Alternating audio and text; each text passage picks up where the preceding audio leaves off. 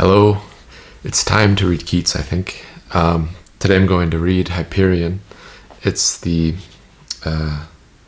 large poem that you can find at the end of his 1820 book, the last book he published. And this poem is unfinished. It just stops, just breaks off. This is not the other posthumously published poem, The Fall of Hyperion. That one's different, but this one is Hyperion. The situation is Zeus and the other Olympian gods have cast down the old gods, and this is now the perspective of those old gods being cast down. So this is what happens next.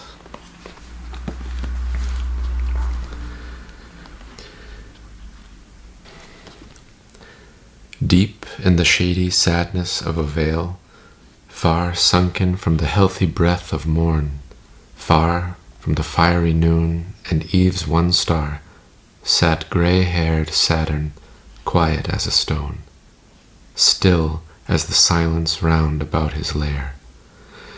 Forest on forest hung about his head like cloud on cloud. No stir of air was there.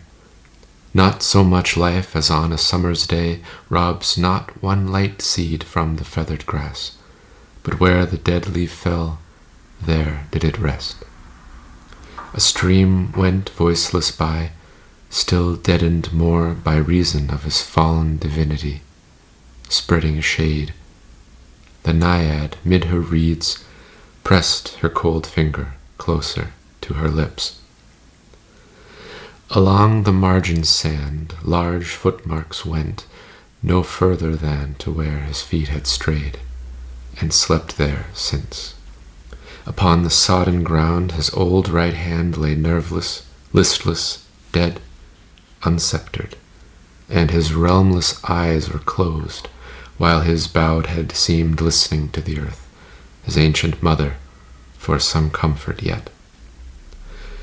It seemed no force could wake him from his place, but there came one who with a kindred hand touched his wide shoulders after bending low with reverence, though to one who knew it not. She was a goddess of the infant world. By her in stature the tall Amazon had stood a pygmy's height. She would have ta'en Achilles by the hair and bent his neck, or with a finger stayed Ixion's wheel. Her face was large as that of Memphian's sphinx, pedestaled haply in a palace court, when sages looked to Egypt to their lore. But oh, how unlike marble was that face, how beautiful, if sorrow had not made sorrow more beautiful than beauty's self. There was a listening fear in her regard, as if calamity had but begun, as if the vanward clouds of evil days had spent their malice, and the sullen roar was, with its stored thunder, labouring up. One hand she pressed upon that aching spot where beats the human heart, as if just there, though an immortal, she felt cruel pain. The other upon Saturn's bended neck she laid, and to the level of his ear, leaning with parted lips, some words she spake in solemn tenor and deep organ tone, some mourning words, which in our feeble tongue would come in these like accents. Oh, how frail to that large utterance of the early gods! Saturn, look up! Though wherefore, poor old king? I have no comfort for thee, no, not one. I cannot say, O wherefore sleepest thou? For heaven is parted from thee, and the earth knows thee not, thus afflicted for a god. And ocean, too, with all its solemn noise, has from thy sceptre passed, and all the air is emptied of thine hoary majesty. Thy thunder, conscious of the new command, rumbles reluctant o'er our fallen house, and thy sharp lightning in unpractised hands scorches and burns our once serene domain. O aching time! O moments big as years! All as ye pass swell out the monstrous truth, and press it so upon our weary griefs that unbelief has not a space to breathe. Saturn, sleep on. Oh, thoughtless, why did I thus violate thy slumbrous solitude? Why should I ope thy melancholy eyes? Saturn, sleep on, while at thy feet I weep. As when, upon a tranced summer night, those green-robed senators of mighty woods, tall oaks, branch-charmed by the earnest stars, dream, and so dream all night without a stir, save from one gradual solitary gust, which comes upon the silence and dies off, as if the ebbing air had but one wave. So came these words and went, and while in tears she touched her fair large forehead to the ground, just where her falling hair might be outspread, a soft and silken mat for Saturn's feet.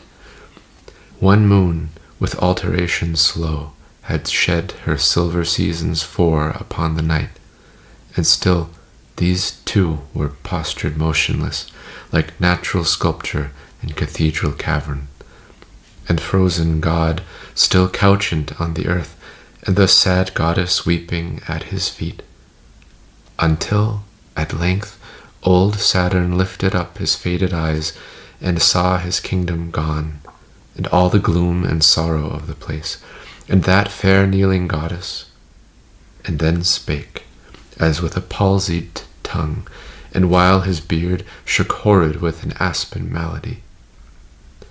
O tender spouse of gold, Hyperion, Thea, I feel thee ere I see thy face. Look up, and let me see our doom in it.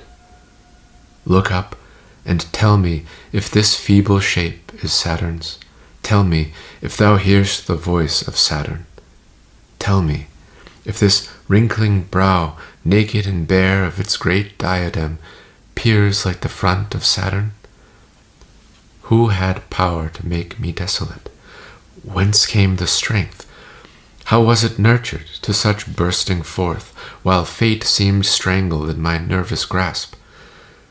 But it is so, and I am smothered up and buried from all godlike exercise of influence benign on planets pale, of admonitions to the winds and seas, of peaceful sway above man's harvesting, and all those acts which Deity supreme doth ease its heart of love in.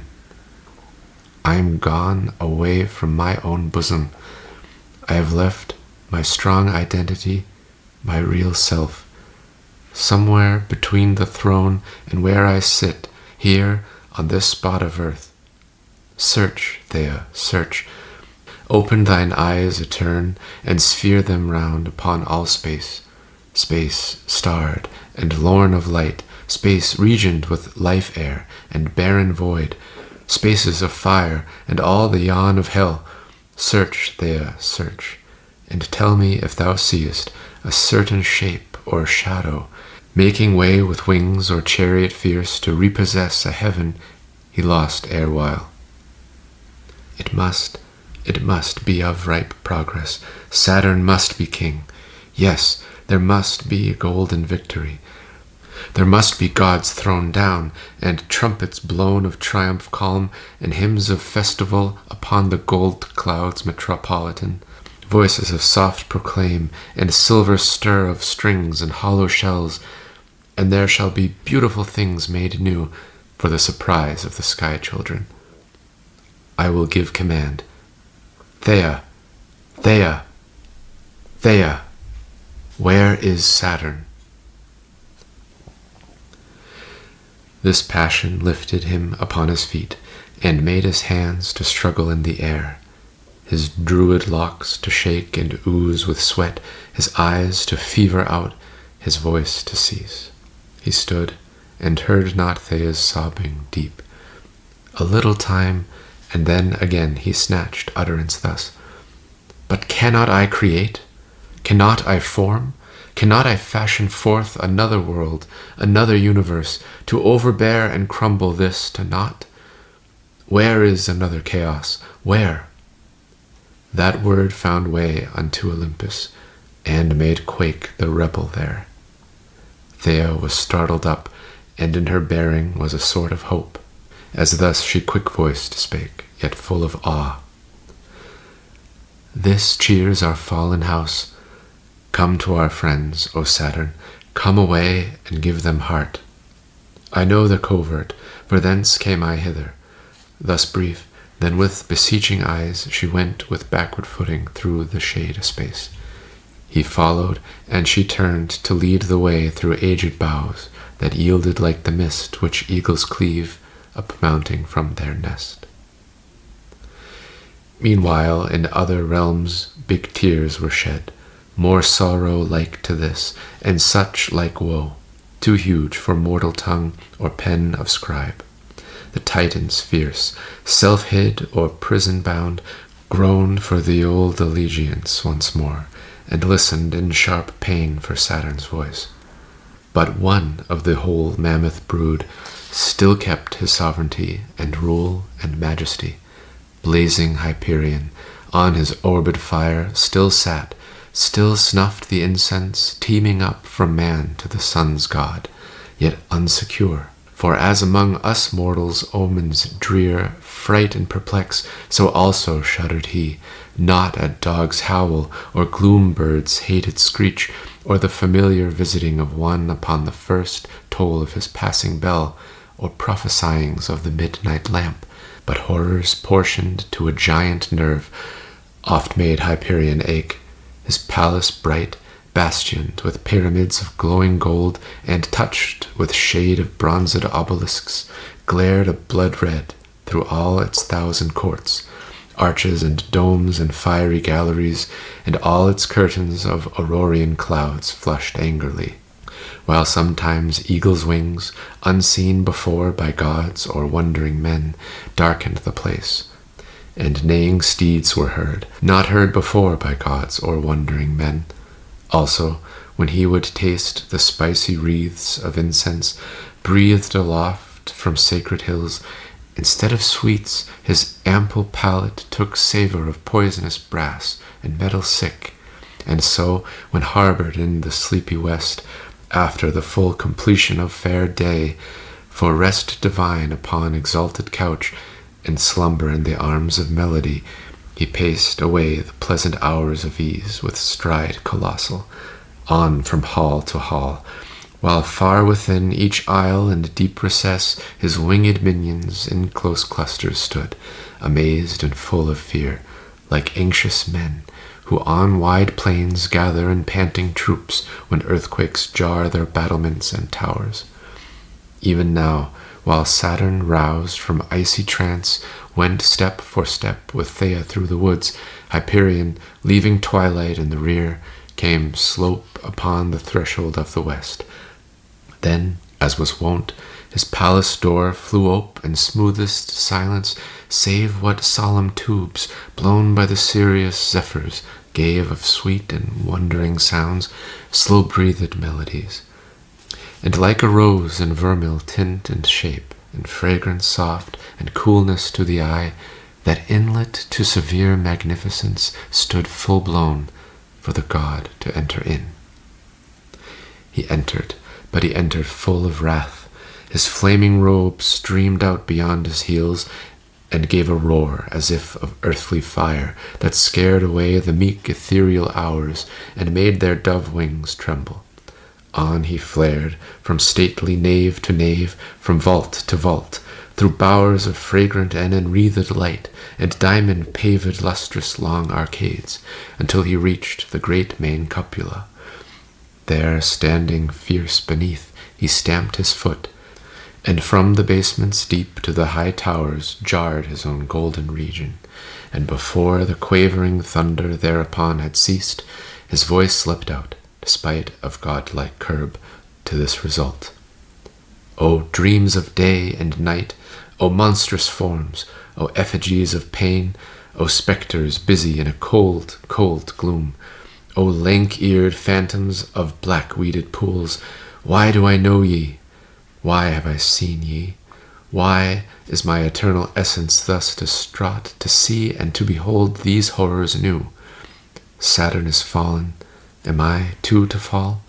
Am I to leave this haven of my rest, this cradle of my glory, this soft clime, this calm luxuriance of blissful light, these crystalline pavilions and pure fanes of all my lucent empire? It is left deserted, void, nor any haunt of mine. The blaze, the splendor, and the symmetry I cannot see, but darkness, death, and darkness. Even here, into my center of repose, the shady visions come to domineer, insult and blind, and stifle up my pomp. Fall! No, by Tellus and her briny robes, over the fiery frontier of my realms I will advance a terrible right arm, shall scarce that infant thunderer, rebel Jove, and bid old Saturn take his throne again. He spake and ceased, and while a heavier threat held struggle with his throat, but came not forth. For as in theatres of crowded men hubbub increases more they call out hush, so at Hyperion's words the phantoms pale bestirred themselves, thrice horrible and cold, and from the mirrored level where he stood a mist arose, as from a scummy marsh. At this, through all his bulk and agony crept gradual, from the feet unto the crown, like a lithe serpent vast and muscular, making slow way, with head and neck convulsed from ever-strained might. Released, he fled to the eastern gates, and full 6 dewy hours before the dawn and season dew should blush, he breathed fierce breath against the sleepy portals, cleared them of heavy vapors, burst them wide suddenly on the ocean's chilly streams.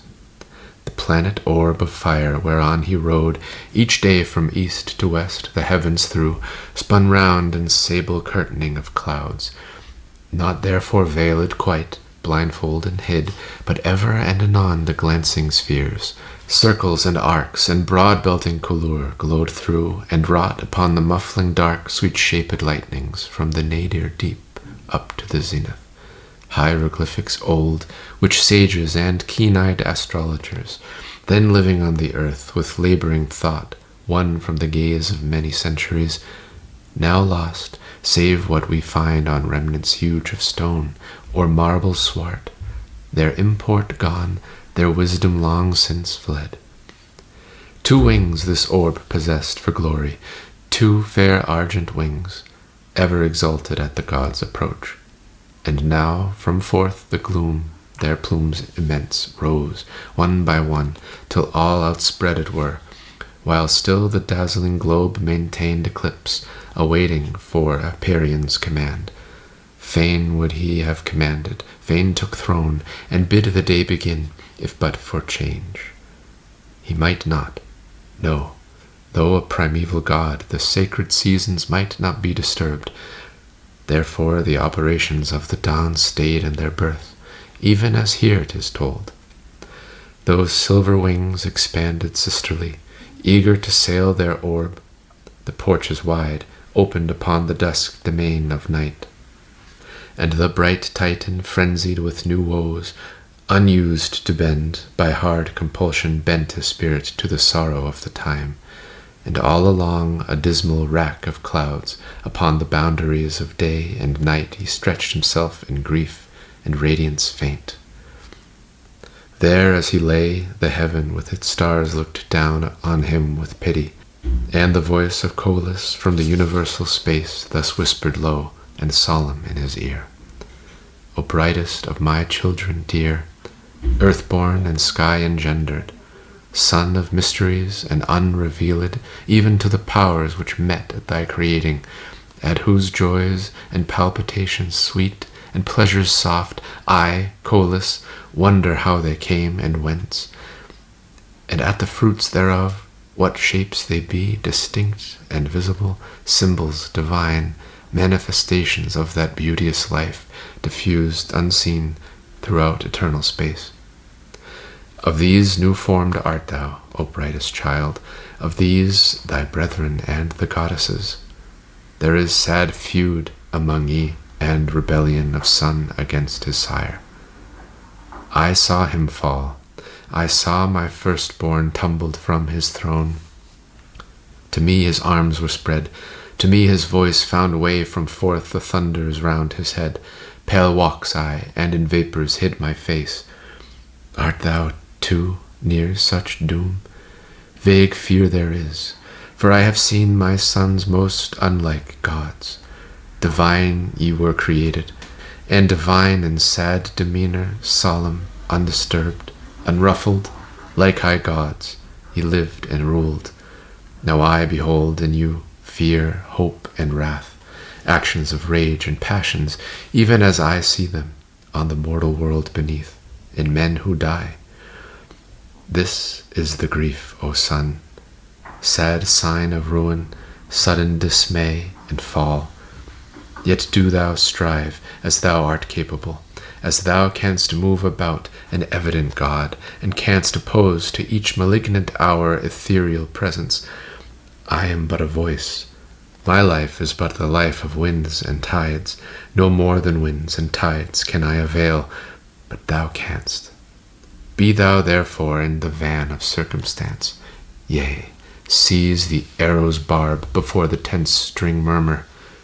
To the earth, for there thou wilt find Saturn and his woes. Meantime I will keep watch on thy bright sun, and of thy seasons be a careful nurse. Ere half this region whisper had come down, Hyperion arose, and on the stars lifted his curved lids, and kept them wide until it ceased. And still he kept them wide, and still they were the same bright, patient stars. Then with a slow incline of his broad breast, like to a diver in the pearly seas, forward he stooped upon the airy shore, and plunged, all noiseless, into the deep night. Just at the self-same beat of time's wide wings, Hyperion slid into the rustled air, and Saturn gained with Thea that sad place where Cybele and the bruised Titans mourned. It was a den, where no insulting light could glimmer on their tears, where their own groans they felt, but heard not, for the solid roar of thunderous waterfalls and torrents hoarse poured a constant bulk, uncertain where. Crag jutting forth to crag, and rocks that seemed ever as if just rising from a sleep, forehead to forehead held their monstrous horns, and thus in thousand hugest fantasies made a fit roofing to this nest of woe. Instead of thrones, hard flint they sat upon, couches of rugged stone and slaty ridge, stubborned with iron. All were not assembled, some chained in torture, and some wandering. Cous and Gyges and Briareus, Typhon and Dolor and Porphyrion, with many more, the brawniest in assault, were pent in regions of laborious breath, dungeoned in opaque element to keep their clenched teeth still clenched, and all their limbs locked up like veins of metal, cramped and screwed, without a motion save of their big hearts heaving in pain, and horribly convulsed with sanguine, feverous, boiling gurge of pulse. Mnemosyne was straying in the world, far from her moon had Phoebe wandered, and many else were free to roam abroad, but for the main here found they covert drear. Scarce images of life, one here, one there, lay vast and edgeways, like a dismal cirque of druid stones, upon a forlorn moor, when the chill rain begins at shut of eve, in dull November, and their chancel vault, the heaven itself, is blinded throughout night. Each one kept shroud, nor to his neighbour gave or word or look, or action of despair. Creus was one, his ponderous iron mace lay by him, and a shattered rib of rock told of his rage ere he thus sank and pined. Iapetus, another, in his grasp, a serpent's plashy neck, its barbed tongue squeezed from the gorge, and all its uncurled length dead, and because the creature could not spit its poison in the eyes of conquering Jove. Next Cottus, prone he lay, chin uppermost, as though in pain, for still upon the flint he ground severe his skull, with open mouth and eyes at horrid working.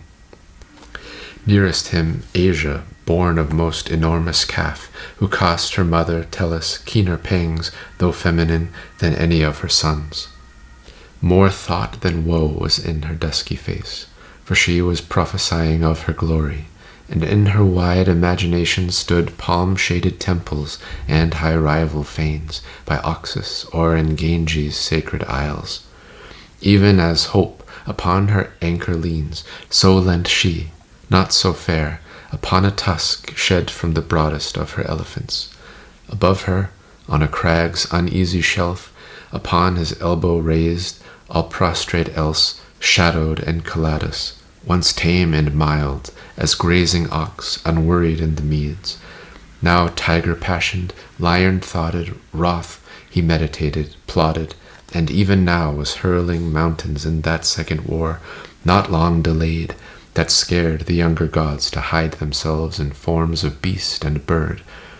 Not far hence Atlas, and beside him prone Phorcys, the sire of Gorgons. Neighbored close Oceanus and Tethys, in whose lap sobbed Clymene among her tangled hair. In midst of all lay Themis, at the feet of Ops, the queen all clouded round from sight. No shape distinguishable, more than when thick night confounds the pine tops with the clouds, and many else whose names may not be told, for when the muse's wings are airward spread, who shall delay her flight? And she must chant of Saturn and his guide, who now had climbed with damp and slippery footing from a depth more horrid still. Above a sombre cliff their heads appeared, and up their stature grew, till on the level height their steps found ease. Then Thea spread abroad her trembling arms upon the precincts of this nest of pain, and sidelong fixed her eye on Saturn's face. There saw she direst strife, the supreme god, at war with all the frailty of grief, of rage, of fear, anxiety, revenge, remorse, spleen, hope, but most of all despair. Against these plagues she strove in vain, for fate had poured a mortal oil upon his head, a disanointing poison, so that Thea, affrighted, kept her still, and let him pass first onwards in among the fallen tribe. As with us mortal men, the laden heart is persecuted more and fevered more when it is nighing to the mournful house where other hearts are sick of the same bruise, so Saturn, as he walked into the midst, felt faint, and would have sunk among the rest, but that he met Enceladus's eye, whose mightiness and awe of him at once came like an inspiration, and he shouted, "Titans, behold your god!" At which some groaned.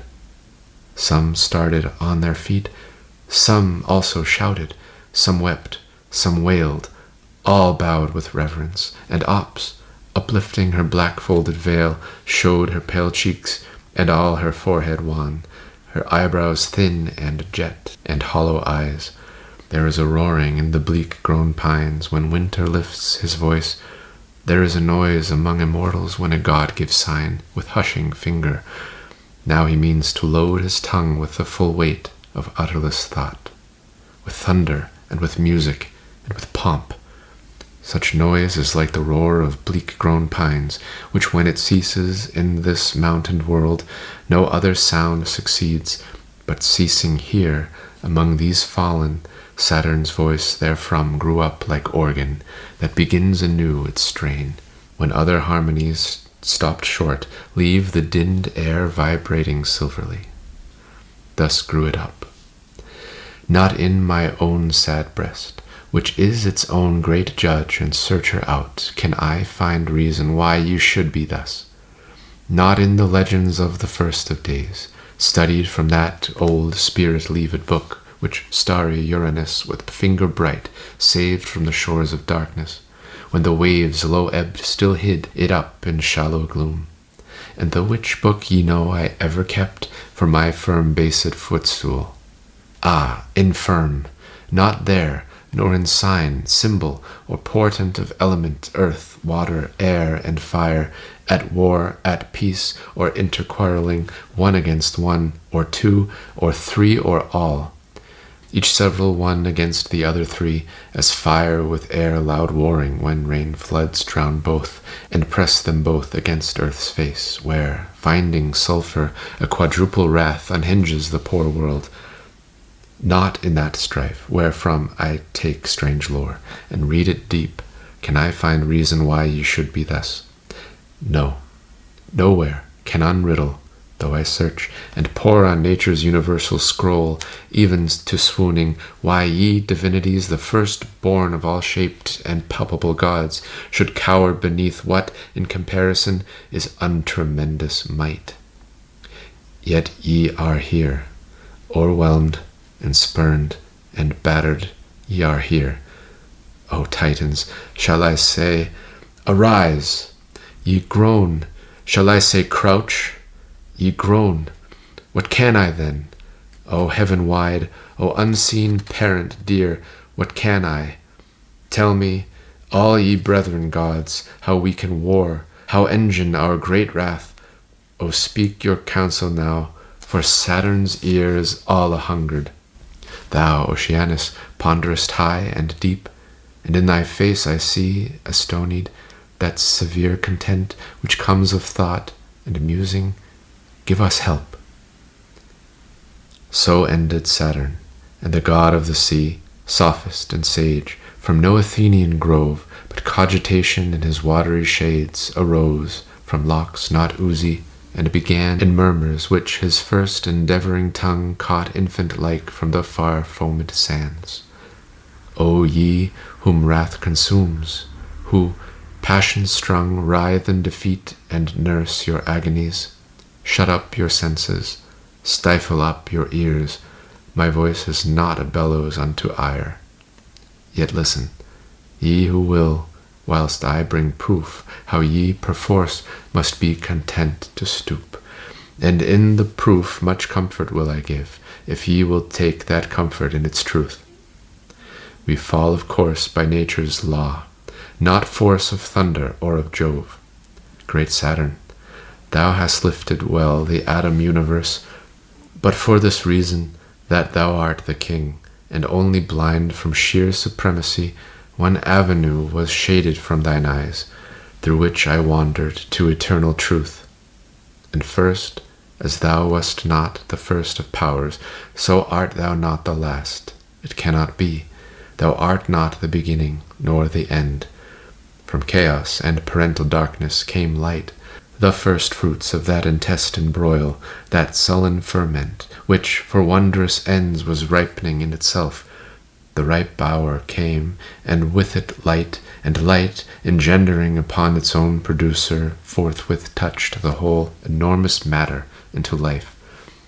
Upon that very hour, our parentage, the heavens and the earth, were manifest.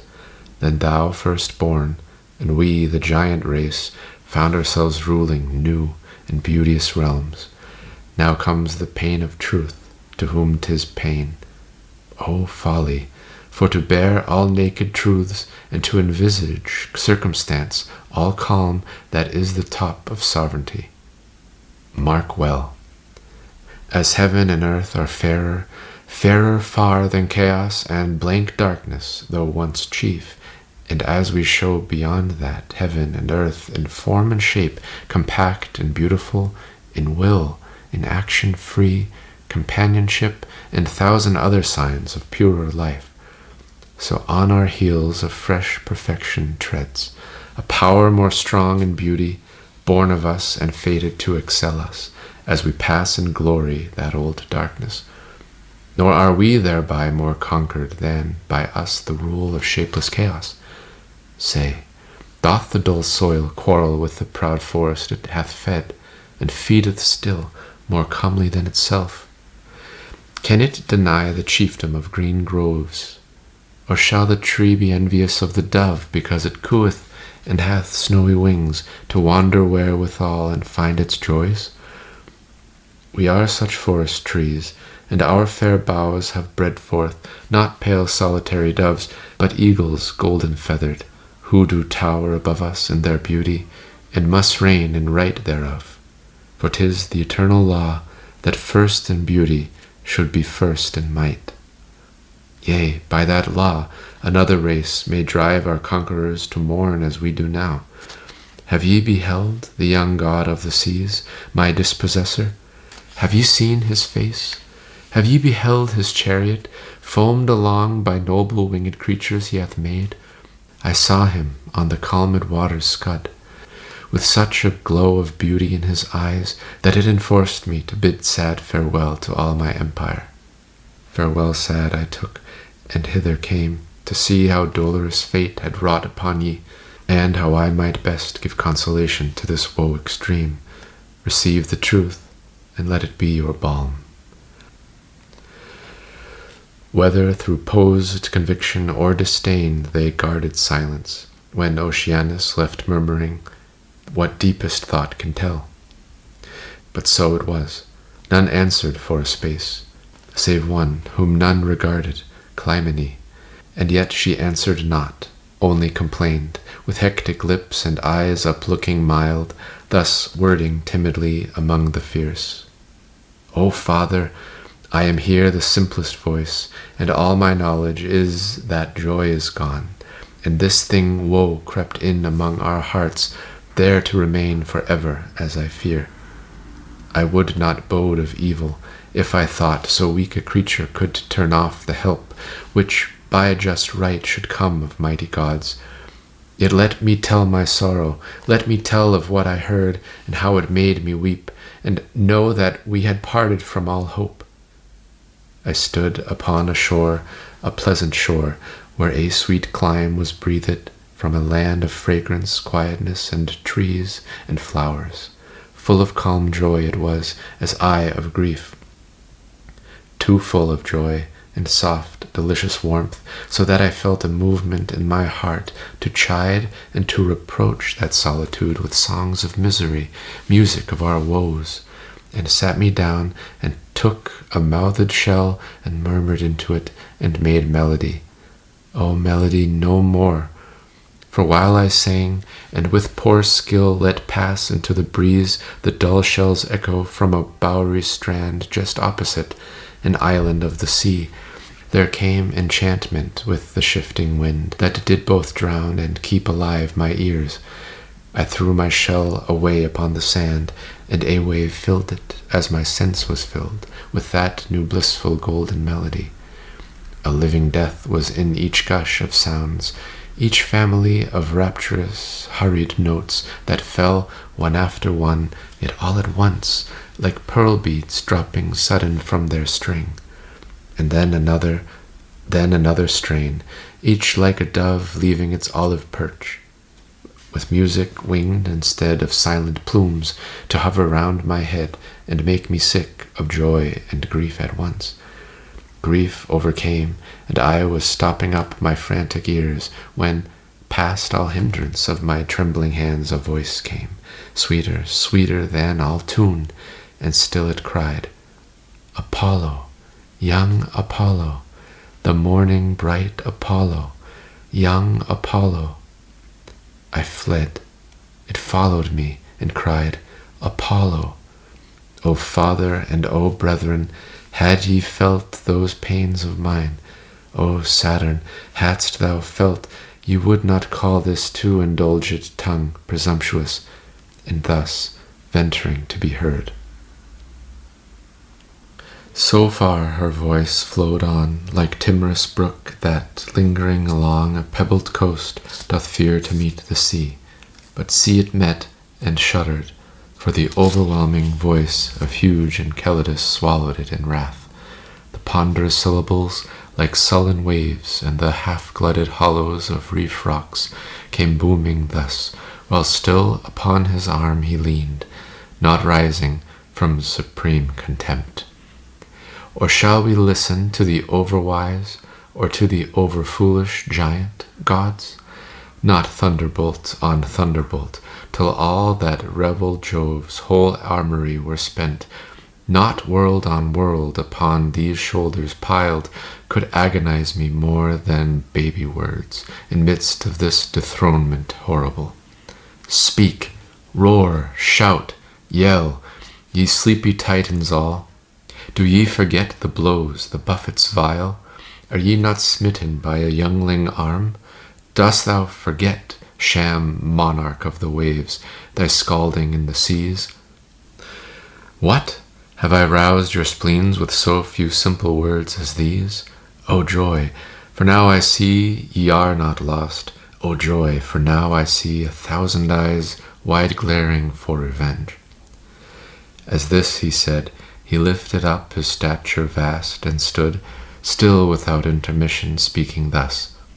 Now ye are flames, I'll tell ye how to burn, and purge the ether of our enemies, how to feed fierce the crooked strings of fire, and singe away the swollen clouds of Jove, stifling that puny essence in its tent. O let him feel the evil he hath done, for though I scorn Oceanus' lore, much pain have I for more than loss of realms. The days of peace and slumberous calm are fled, those days, all innocent of scathing war, when all the fair existences of heaven came open-eyed to guess what we would speak, that was before our brows were taught to frown, before our lips knew else but solemn sounds, that was before we knew the winged thing, victory, might be lost, or might be won. And be ye mindful that Hyperion, our brightest brother, still is undisgraced. Hyperion, lo, his radiance is here. All eyes were on Enceladus's face, and they beheld, while still Hyperion's name flew from his lips up to the vaulted rocks, a pallid gleam across his features stern. Not savage, for he saw full many a god wroth as himself. He looked upon them all, and in each face he saw a gleam of light, but splendider in Saturn's, whose horlocks shone like the bubbling foam about a keel when the prow sweeps into a midnight cove.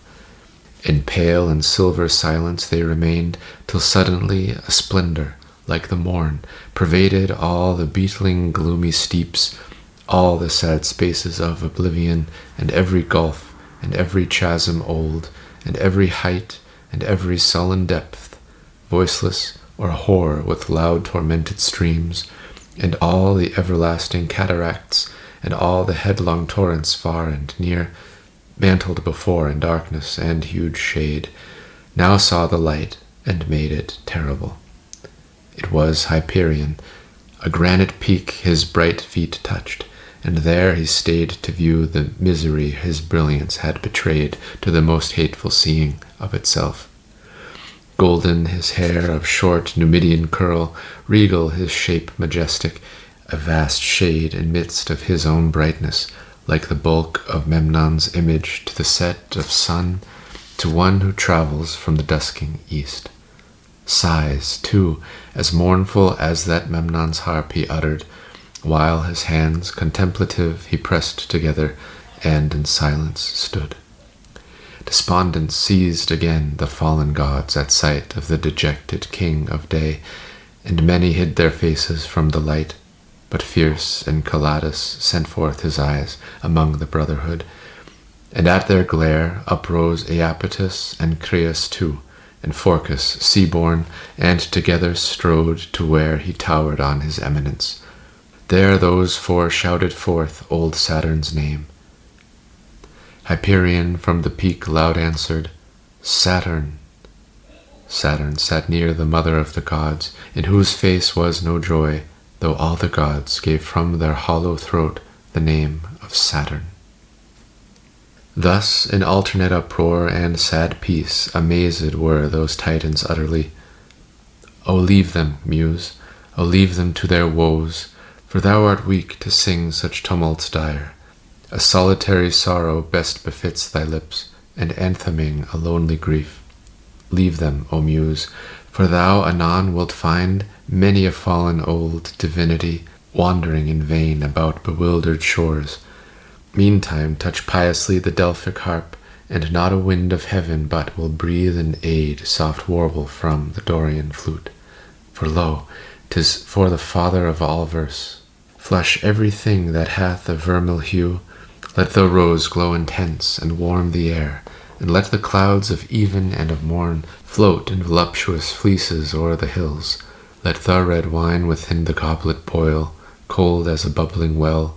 Let faint-lipped shells on sands or in great deeps vermilion turned through all their labyrinths, and let the maid blush keenly as with some warm kiss surprised. Chief isle of the embowered Cyclades, rejoice, O Delos, with thine olives green, and poplars, and lawn-shading palms, and beech, in which the zephyr breathes the loudest song, and hazels thick, dark-stemmed beneath the shade. Apollo is once more the golden theme. Where was he when the giant of the sun stood bright amid the sorrow of his peers? Together had he left his mother fair, and his twin sister sleeping in their bower, and in the morning twilight wandered forth beside the osiers of a rivulet, full ankle-deep in lilies of the vale. The nightingale had ceased, and a few stars were lingering in the heavens, while the thrush began calm-throated. Throughout all the isle there was no covert, no retired cave, unhaunted by the murmurous noise of waves, though scarcely heard in many a green recess. He listened and he wept, and his bright tears went trickling down the golden bow he held. Thus with half-shut, suffused eyes he stood, while from beneath some cumbrous boughs hard by, with solemn step an awful goddess came.